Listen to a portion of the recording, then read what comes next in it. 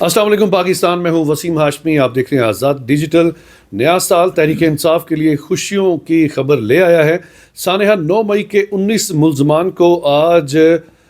بری کر دیا گیا ہے۔ میرے ساتھ موجود ہیں RIUJ کے سابق صدر عابد عباسی، ایڈیٹر ہیں ڈیلی کشمیر ٹائمز کے، اور ان سے ہم پوچھتے ہیں کہ وہ اس جو ابھی سزاؤں میں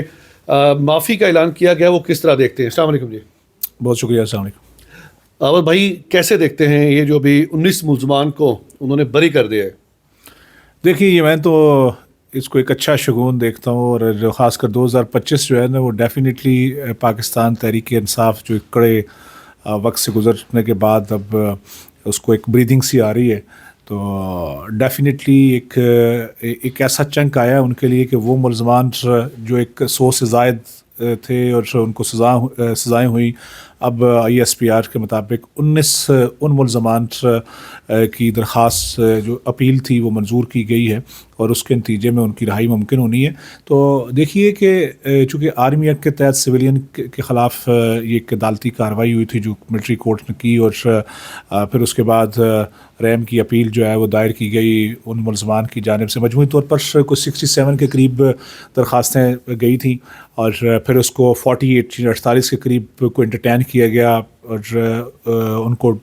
جو بھیجا گیا کورٹس آف اپیل میں، اور ان میں سے 19 کی رحم کی اپیلیں منظور کی گئی ہیں۔ بنیادی طور پر جن کی سزائیں کم تھیں، یا ہم یہ کہہ سکتے ہیں کہ جن کے بارے میں کسی حد تک کلیئرٹی نہیں تھی، تو ان کو ایک بھرپور جو انصاف کے تقاضے ہیں، اس لحاظ سے میں کہوں گا کہ چونکہ پاکستان کا آئین جس کی سیکشن 10A ہے، وہ اس بات کی آپ کو اجازت بھی دیتا ہے، اور شفاف ٹرائل کا حق جو ہے وہ دیتا ہے، اور اس کے مطابق ہر ایک شہری کا یا ہر ایک ملزم کا یہ حق ہے کہ وہ اپیل کرے، اور اپیل کے نتیجے میں اپنی بے گناہی ثابت کرے، اور اگر بے گناہی ثابت نہیں ہو پاتی تو وہ رحم کی اپیل بھی کر سکتا ہے، اور اس کے نتیجے میں اس کو ریلیف یہ مل سکتا ہے۔ تو یوں ملٹری کورٹس نے اس بات کو انٹرٹین کیا، ان کی اپیلوں کو انٹرٹین کیا جو پٹیشنز گئی تھیں، اور سب 19 ملزمان کی جو مختلف واقعات کے اندر، جس میں پرتشدد واقعات تھے یا فوجی تنصیبات پر جو حملے میں ملوث لوگ تھے، ان کو اب ان کی رہائی کا حکم ہوا ہے۔ یعنی کہ آپ یہ کہہ سکتے ہیں کہ کچھ لوگوں کا یہ بھی کہنا تھا کہ فوجی عدالتیں صرف اس لیے قائم کی گئی ہیں کہ ایک سیاسی جماعت کو تنقید کا نشانہ بجائے ان کو سزائیں دی جائیں، لیکن میرے خیال میں نئے سال پہ یہ بڑا اچھا شگون ہے تحریک انصاف کے لیے کہ فوجی عدالتوں میں ان کو انصاف مل رہا ہے۔ جی بلا شبہ، آپ دیکھیے اگر آپ نے ایک کام نہیں کیا تو ایک جرم آپ سے سرزد نہیں ہوا، یا اس کے اندر سے شہادت ضعیف ہے، تو یہ چانس ہوتا ہے کہ آپ کو انصاف جو ہے وہ مل پائے، اور اس شک کا بھی آپ کو فائدہ ہو سکتا ہے۔ دوسری جانب یہ ہے کہ جو ملٹری کورٹس کے ذریعے سزائیں ہوئیں، اس میں انسانی حقوق کی تنظیموں کی جانب سے بڑی تشویش تھی، پھر دنیا بھر کی وہ تنظیمیں جو خاص کر سویلین لاز پر کام کرتی ہیں، ان کو بڑی تشویش تھی کہ آپ ان تمام سویلین کو ملٹری کورٹس کے ذریعے سزائیں دلوا کر ایک پہلے سے ایک پلان شدہ جو ایک منصوبہ ہے اس پر عمل کر رہے ہیں، لیکن ایسا ہوا نہیں، چونکہ اس میں آپ دیکھیے کہ ویڈیوز کچھ سامنے آئیں ان ملزمان کے اگینسٹ جن لوگوں نے کہیں نہ کہیں واقعات کے اندر جو شامل تھے۔ دوسری جانب یہ بھی ہے کہ آپ یہ سمجھتے، آپ اس کو اس لحاظ سے بھی سمجھ لیجئے کہ اگر کسی بھی جگہ کسی طرح کی کوئی گنجائش ہے اس شہری کے لیے کہ جس سے ایسا معاملہ سرزد نہیں ہوا، اور یا اس موقع پر وہ موجود نہیں تھا، یا موقع پر موجود تھا لیکن اس ایکٹ میں شامل نہیں تھا، لیکن اس ویڈیو میں آنے کے باعث اس کو ایک سزا ہو گئی، یا اس کے اگینسٹ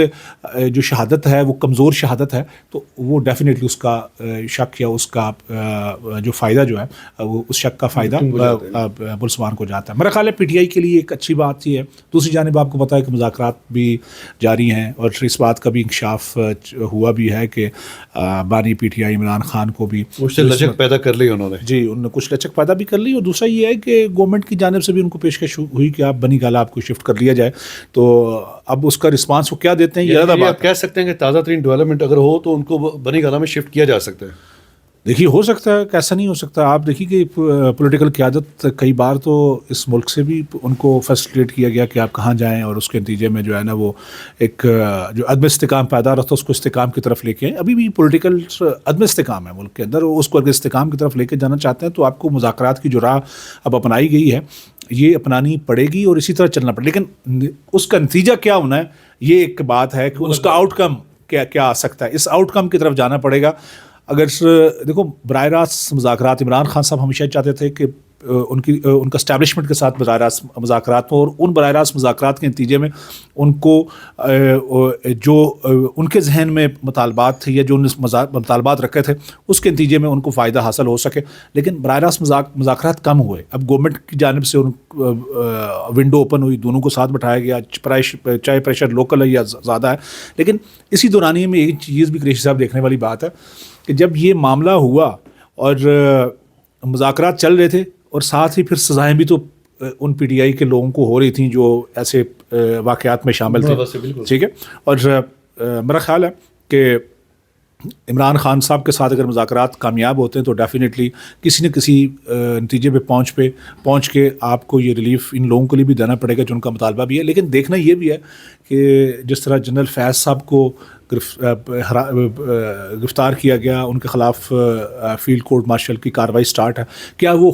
ہو پائے گی یا نہیں ہو پائے گی، یہ ایک بڑا سوال مسئلہ آ جائے گا. ناظرین اکرام، سیاست میں حرف آخر کچھ نہیں ہوتا. مذاکرات جب تک نہ کیے جائیں تو جمہوریت کا جو ایک تسلسل ہے وہ برقرار نہیں رہتا. پروگرام کے بارے میں اپنی رائے کا اظہار لازمی کیجیے گا. دیکھتے رہیے آزاد ڈیجیٹل.